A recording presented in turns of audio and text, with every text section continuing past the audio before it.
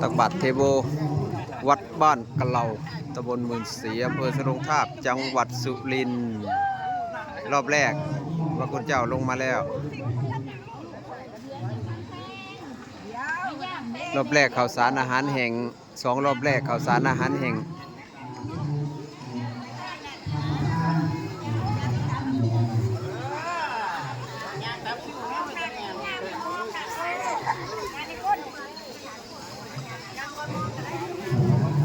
พี่น้องบ้านกะเหล่าเฮาออกมาร่วมทำบุญรอบศาลา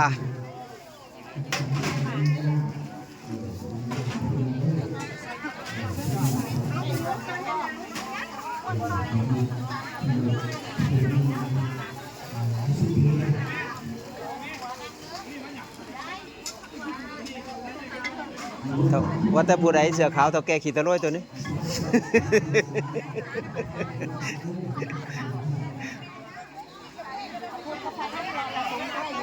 บ่ทางพุ่นเขามีเท่าแก่ขีดตะโรยแต่ทางนี้มีบ่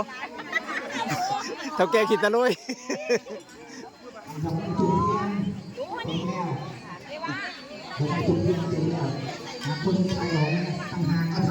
โอ้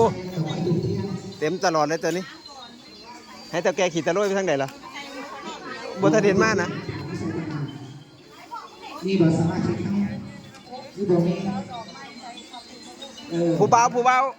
วไปซอยกันแน่ไปซอยกันเอากะละมังรับจากเอากะละมังรับจากมอมเนี่ยบ่มีคน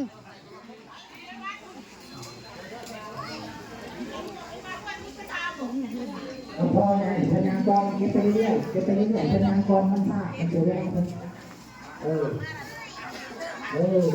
แต่ต้องมันมากพยากรณ์ไปเรื่อยพยากรณ์สมพรเขาถามหาเท่าแก่ขีดตะโรยบ่เห็นเขาบอกไม่อยู่ทั้งพี่นะเท่าแก่ขีดตะโรย บ้านเฮามีเท่าแก่ขีดตะโรยหลายเด้อ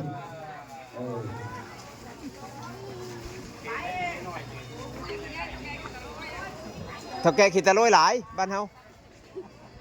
ปัจจัยชะเนบาพี่น้องเข้าใจดีปัจจัยชะเนบา